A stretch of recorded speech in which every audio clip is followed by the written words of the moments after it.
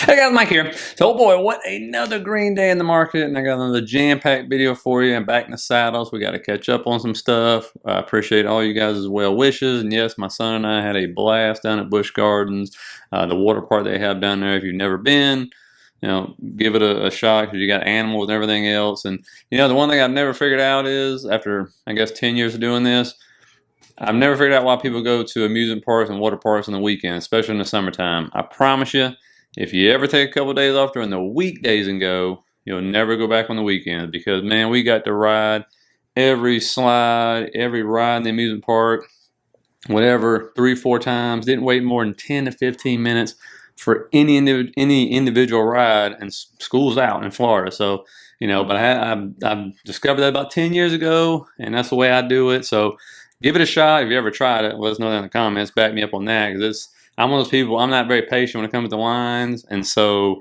it was crazy, especially in the water park. How many slides we went down 5, 6, 7 times. I mean, it was amazing. So that makes the trip even that much more fun, getting to actually enjoy the park. So, give it a shot, guys, and let me know what you think on that one. So, understand, last couple of days have been, let's just say the least up and down, sideways, green, red, all that good stuff. But it's funny, we're going to get to the charts because, there are stocks still setting new 52-week highs, right? And so we'll get into Tesla, another thing about, Meta, Netflix, which I think will surprise you and stuff. But what amazes me is, and of course, don't forget what the Fed is planning on doing in June now, because our friend Nikki Leaks, allegedly, who gets Fed material and stuff, is sending us a message, right? And so is the Fed presidents. But I found this funny, this was Tuesday, that now you got a term for some of these stocks called the Magnificent Seven, right? And for those who don't know, that was a Western made years ago and then remade with Denzel Washington, I believe. Actually a good movie if you hadn't seen it and stuff. But you got Bank of America, they coined this phrase now, and the Magnificent Seven is Google, Microsoft, Amazon, Meta, Tesla, NVDA, and Apple, okay? And I want you to understand that there are many stocks outside just those 7 or 10 in the queues that absolutely are making, gains and stuff. Their weights just aren't that much, so therefore they don't get, the recognition or anything else, and they're not just as fun to talk about, right, as the big ones like Amazon and Microsoft and stuff, and any AI stocks for that matter. But when you go here, these are obviously the big ones, but you still got companies like Adobe up 23%. This is year to date, so this is 2023 gains, right? Avgo up 44%, ASML up 32%. Some names you don't really hear about, right? And Qualcomm's barely up. You got cost up almost 12% on the year. And so just keep that in mind. I did want to put that in there to keep things in perspective. Now, what is, and I'm going to talk about that a little bit more in one of the other videos I'm going to do either Friday or Saturday for you. But of course, we got to keep in mind what's going on with the Fed now, right? So look at this. The Fed curve has changed dramatically. The one from March and the one from May. I keep you guys updated every week when this comes out. You can see that was back in March. They go, boy, they're cutting in June. Going to be down to, what was that, like 3 point something by December on the Fed funds rate. Now all of a sudden they're like, wait a minute. But what's funny is they're still somewhat cutting in some rates here, just not as much, right? So by December, they think, okay, we'll be down around 4.9 to 5. It's just nowhere near what it was when they did this in March. So it's a big difference. Now, our friend Nikki Leaks, allegedly, of course, is the guy who at the Wall Street Journal gets fed information behind the scenes and stuff, because he tends to be pretty dang accurate on this, is basically telling you the Fed is firming up plans to slow down the pace of rate rises by skipping June hike, right? And we've heard this from multiple Fed presidents, like they have been marched out, and immediately what happens? You see all of a sudden 76% chance of the pause, right? No rate hike in June. And what's interesting about this, and we'll elaborate a little bit more, this comes in the face of hot job reports, right? Which we'll get a big one tomorrow, so we'll find on that one. Ton of job openings, whether they're true, false, or just job openings that are being put out there, but they don't really exist. We don't know, but still extremely high and actually popping back up. Then you had personal income hit a new high, right? So we're making money, right? That's why we're spending and everything. I'll go over that a little bit tomorrow, Saturday as well. I think it'll surprise you, some of the data I'll show you. And then, of course, initial jobless claims going in the wrong direction. And so, and again, you got the continuous jobless claims actually ticking sideways back up, which is where you wanted to go. But the initial is still coming down, nowhere near as much as what they were getting before. And so, again, we'll get a lot more data out tomorrow on this. And, the ADP National Employment Report, as you can see, this one blew it away, absolutely red hot compared to what they thought it was going to be. And again, these reports are all over the place, but it fuels that narrative. You would think there'd be more rate hikes, but the Fed, what they're worried about more than anything else is this soft landing, right? And trying to avoid a major recession. And of course, GDP, again, slowing down and stuff like that.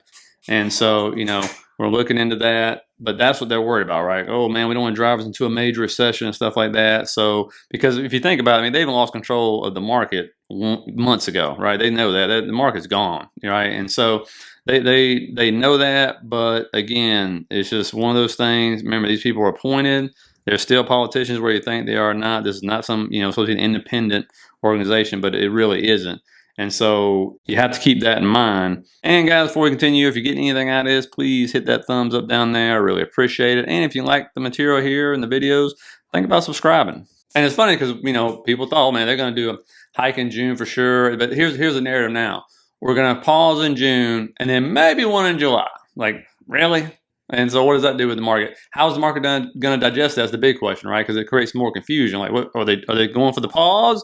Or are they going for another rate hike or whatever? And so, I told you with Jerome Powell, to me, when I saw him speak last time, he don't want nothing to do with no more rate hikes. He just doesn't, right? And so, we'll see where inflation goes from here. Again, if they want to avoid the mistake in the 70s, we'll see if that's going to happen or not. And again, if inflation starts heading back up, then, here we go again. But, we'll have to see on that. Let me know what you think down in the comments. If they should do a rate hike in June, or you think they're going to do a rate hike in June. Nikki Leach could be wrong, but, he allegedly is the one that gets fed, and he's been pretty right on with what he's been saying. So, and plus they've been marching those Fed presidents out like crazy this week with the same narrative of, oh, we'll probably just skip June and assess the situation, right?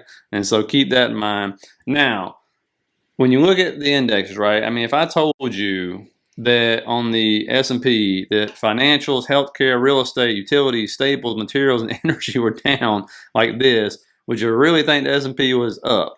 But tech is so far up that it's just absolutely dwarfed all the other sectors, right? And what do you see happening today, right? We get above either 420 on the SPY or 4,200 again on the S&P right here. And you can see, I mean, it's setting new higher highs while the RSI is setting lower highs. Is that sending us a message? We don't know, but it's still trying to break out of that range between 3,900 and 4,200, which has been stuck in for quite a while. And another way to look at the S&P is this right here. Obviously a rising wedge. It's rejected multiple times off of that top line, as you can see right there. And so we'll see if it finally breaks out or we get a rejection, because you can see the RSI again setting down here as we've been moving up, and it's just setting lower highs. So we'll see if the divergence means anything or not.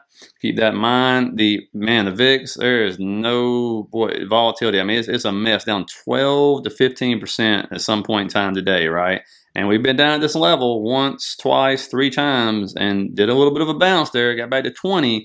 So we'll see. Again, keep that in mind if that's the case.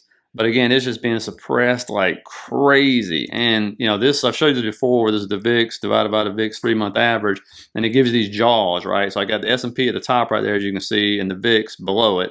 And you can see the jaws open up, and they always close, right? You see that. Even when there you see the SPY way down, and it comes back up. But most time you're seeing the SPY is moving up, VIX is moving way down, and then all of a sudden, boom, they meet in the middle. And we get a correction going on. So we'll have to see. I mean, right now, with AI, with tech, it's just going crazy right now, but we'll see if this ever finally closes, right? And of course, what's helping push all the indexes up? Tesla, right? Red hot. I told you people were putting prices of like 215, 220 up to 240 on this when this move started. And what do you see? Got above that 200, retested the 200, able to hold the 200, and now, you got the MACD over the zero line. The RSI is a little overbought, but more importantly, it broke above this descending trend line, which, I mean, that thing goes back to 2021. And so it's finally able to break above that, which is very bullish if it can stay above that. And we go to the basically lower time frames. Now what we really need is a retest, right? To see if we can retest and then get the bounce, right? And so again, a lot of support underneath this thing. Now this across the 200, which it hadn't been over since 2001. And so on the weekly, what are you seeing here? The RSI is over that 50 line right there. MACD is trying to curl up on the weekly, monthly. Again, MACD is trying to curl up, and the RSI is right there on that 50 line. So if it crosses above, that is super bullish. Now, of course, what's helping Tesla? They actually took over the #1 spot in Q1 for the most popular car sold, the Model Y. And by the way, when you look at this, it always said Toyota dominated Ford and GM. I mean, look at that. Everything below this is all Toyotas. All right, my mom owned one for years. They last forever. Okay, so say what you want to about them being a foreign car or whatever, but they last forever. They're great cars. I don't know how they're doing in the EV space, but for Tesla to do that is a big accomplishment. And this right here, I'll tell you how important China is. Okay, if their economy is faltering and things of that nature, you can see USA overtook China as Tesla's #1, but China is a close second, right? So they need China and their consumers to stay strong to be able to buy these cars, all right? And so keep that in mind. That's why you saw Elon going to China, trying to talk to people and stuff like that, stay in their good graces and everything. But just like I told the members this morning, you know, all the economic data coming out of there, it isn't good, right? I mean, weakened in May, you got growth outlook, prompting calls for more central bank action to counter the downturn, manufacturing activity contracting worse at a worse pace than it was in April. And so, you know, you can read this through this all you want, but none of the data is good coming out of China as far as them slowing down. And when you're the second largest economy in the world, the world needs you, the market needs you. That's just the way it is. I did want to show this short little clip, and this is my hesitation, to be honest, about buying an EV car. I don't feel in the state I'm in, the infrastructure is there. Maybe it's in your state it is, right? But, you know, this is the question I always have because I do live in Florida. This person lives in Florida, and I want to get your input on this. What should we do when we're told to evacuate ahead of hurricanes? I'm in the state of Florida. The electric grid is overloaded, and we're stuck in a standstill traffic for hours, and tens of thousands of people are pouring onto our freeways. I guess you'd have to hitchhike with somebody who has an internal combustion engine car. I think that's why a lot of consumers are concerned right now, a little skeptical about whether an EV is the right choice for them. They're not sure whether they'll have convenient access to charging. And in California, we see some rationing and restrictions on the hours when people can charge. And I think that concerns a lot of people. There are a lot of question marks in exactly that area. And so let me know what you think down in the comments, because that's my big thing. There was a huge shift in EVs in Florida. I don't feel like the infrastructure is there. I could be totally wrong. I'm no EV expert when it comes to infrastructure, but you know, looking around, I don't see, especially in a lot of states. I know the EV infrastructure, especially in the South, in the major cities maybe, but outside, absolutely not, is not there. So let me know what you think about that, because when we have to go buy another car, it's just something we're looking into and stuff. But I don't want to be stuck trying to evacuate after a hurricane and then get stuck. Because for those who ain't ever been through hurricanes, depends on if your city gets nailed. If it gets hit really hard, you'll be without power for a long time. Okay, I'm talking about at least a week or more, right? So just FYI on that one. So just curious about that. Now, what do you see going on with Apple, right? These stocks pushing up the market, less than 1.69% away from an all-time high, right? And again, left 1, 2, 3, 4 gaps behind, a very close range here, which is kind of interesting. So there is a downturn.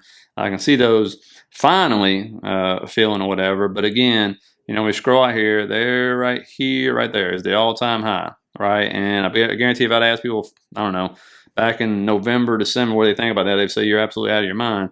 But that's what's happening, right? And so, again, they keep pushing this one up. And I actually found some information out that I think I understand why Apple just never sells down and stuff. And I'm going to share that with the members because I actually didn't know this. So I'm going to share that with them, see what they think and if they do it, right? Baba, I don't talk about this as much, but again, when it gets right down here, in this area right here, there's a lot of demand in this area. And again, it's getting bought up again. Once it hits down here, it's dropped below this one one time. That was back in October, November. But every other time, it gets bought up. And that's exactly what was happening today. I think it was up like 5% at one point in time. You know, I can see if it actually breaks above that trend line right there before we see anything else. But I mean, you know, you can see we had the RSI divergence where it was making higher lows and stuff. While the stock was still making lower lows. But again, that's a strong demand zone right there between like 78, 82-ish, somewhere in there. And so eventually maybe that breaks, but not right now. And again, it's defying everything that actually is going on in China. Meta, very simple. There it is, halfway through the gap fill, right? I've been covering this one for quite a while, and there it is, still grinding higher and leaving other gaps behind, but it don't matter. because big money wants that gap closed, right? And so we'll see what happens. Let me know in the comments if you think it's actually going to fill that whole gap for selling off, because it is definitely overbought, for crying out loud, on the weekly, the daily, but don't seem to matter, right? Netflix, I know you say it ain't possible, but I'm telling you, it's marching up to this gap right here. It's only 13% away from filling that big gap, right? Which it left behind like well over a year and a half ago, it seems.